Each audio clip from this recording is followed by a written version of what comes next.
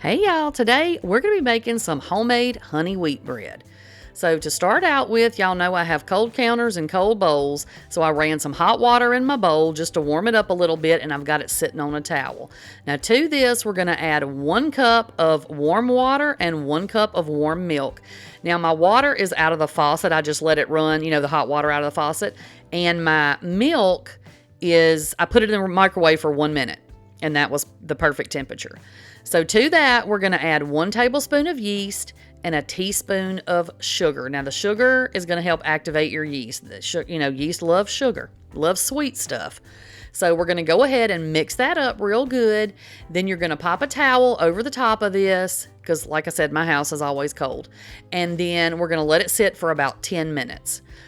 After 10 minutes, it should be nice and foamy. That's how you know your yeast is active and it's working. If it does not foam, then your yeast is bad and you need to start over because it needs to foam up. That's how you know it's an active yeast, that it's alive.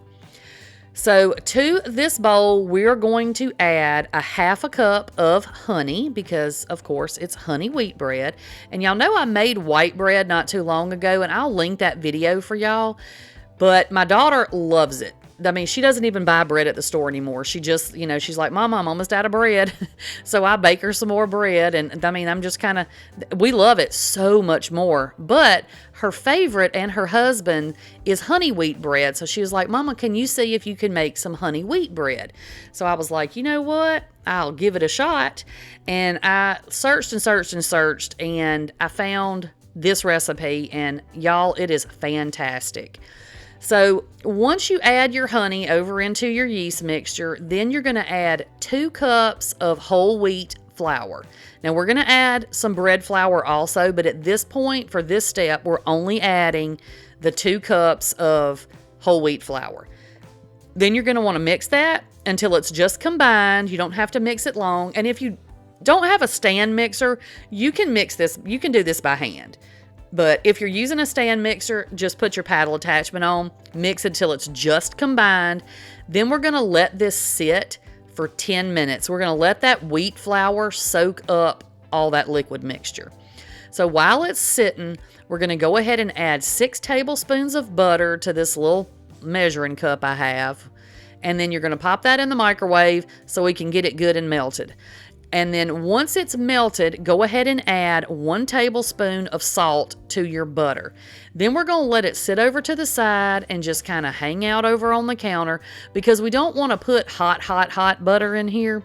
So we're going to let it kind of come back to room temperature. So we'll get it back when we need it, okay? So like I said, you just mix your salt right into your butter and then just sit it over to the side. Now, at this point, if you're using a stand mixer, go ahead and get your dough hook because we're fixing to mix this. And this particular bread recipe, now my white bread, I knead it by hand. I kind of mix it in my stand mixer, but then I do all the kneading by hand. This one, we're going to do everything with the mixer. And you see how after 10 minutes, the consistency of that wheat flour and the liquid mixture, it's sort of the consistency of like pudding. So if that's what yours looks like, don't think you've done something wrong and something's, crazy. That's the way it's supposed to look. So at this point, we're going to go ahead and we're going to add in 4 cups of bread flour, but we're going to add them one at a time. So add 1 cup in, let it mix. And like I said, if you're doing this by hand, you're going to do the same thing. You're just going to be mixing it with your hand instead of the mixer. But mix it in until your flour's good and mixed in, and then add another cup. So we're going to do that for 4 cups of flour. Now, if while you're mixing and you get to the end of your 4 cups and we're going through the next steps, if it still feels like it doesn't have enough flour, you can add just a little bit, but only add maybe a tablespoon at a time, okay? So once we get all of our flour good and combined, we're going to go ahead and add in our butter and salt mixture, okay? Now it's kind of set out. It's room temperature. We're going to add that right into our flour mixture, our dough mixture. And we're going to let that mix just until our butter is mixed in really well, maybe about 2 minutes or so. And just kind of on, you don't have to put it on like low on your mixer, but you don't need it. It doesn't need to be real fast. We're just trying to get the butter mixed in, if that makes any sense. So once you get your butter good and mixed in, kind of check it. If it's super sticky, add a little more flour.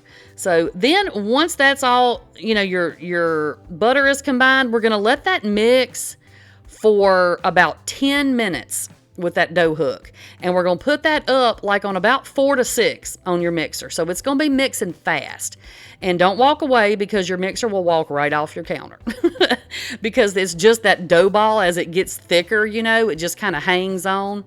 So you're going to let it mix around until your dough is sticky, but it does not stick to your hands, okay? So I'm going to show y'all, and y'all know I love this darn mat, and I'll link that down below for y'all too, because it's, my favorite thing. But I'm going to dump this out on here so y'all can see what I mean exactly by sticky but not sticking. Just in case somebody needs a visual, because I know sometimes I need a visual of things. So go ahead and spray your bowl, and I just use this bowl because it's the biggest one I got. And then you're going to spray that with cooking spray, and then see the dough. See how you can definitely see that it's sticking, but it's not sticking.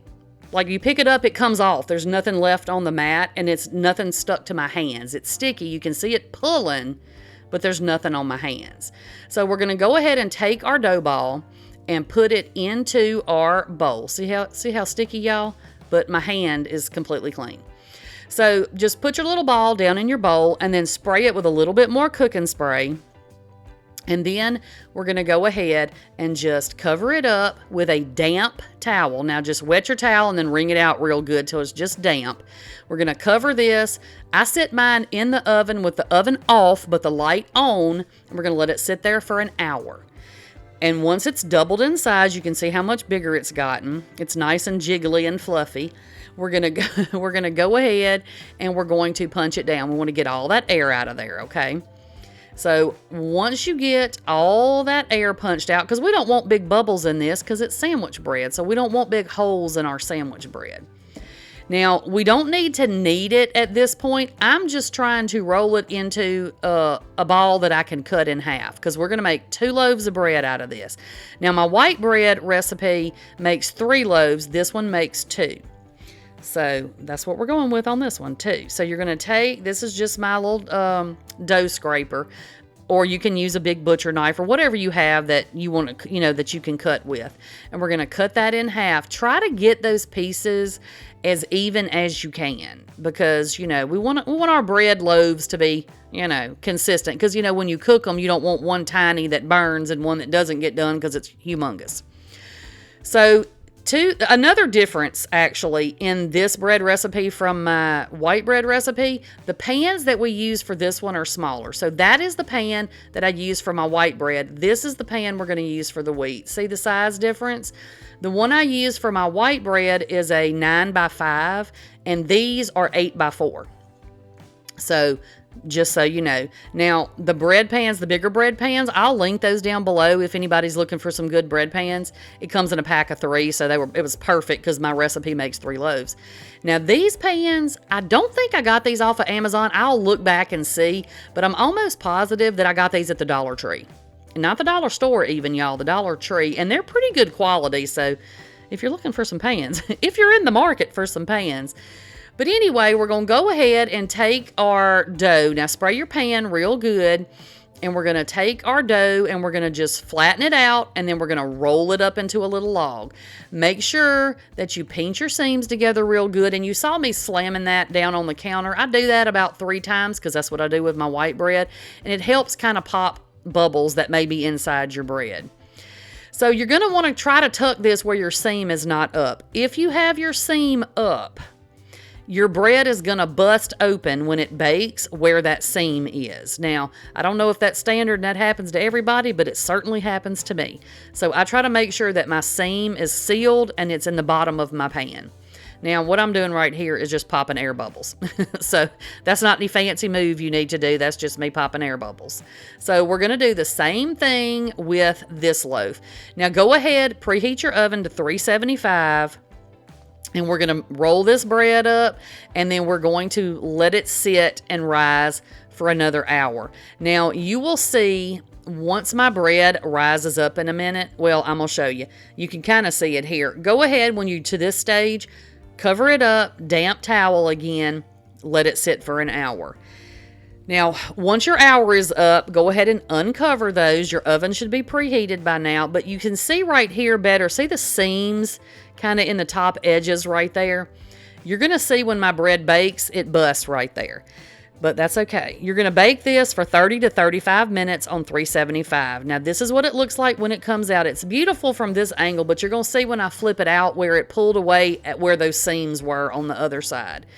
While your bread is still hot, as soon as it comes out of the oven, go ahead and turn it upside down. Now, look, I thought it was stuck, but it wasn't. It was just my pan. But you're going to go ahead and just pop that out onto a wire rack, and that way they can cool down.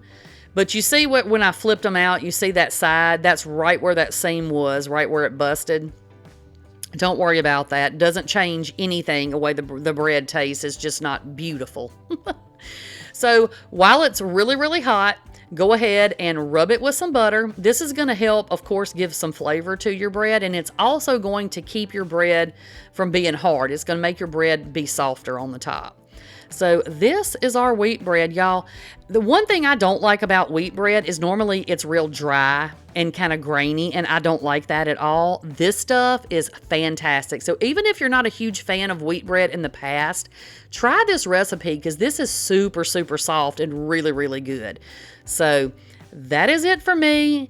I will pop y'all another video over here, and I will catch y'all on the next one. Bye, y'all.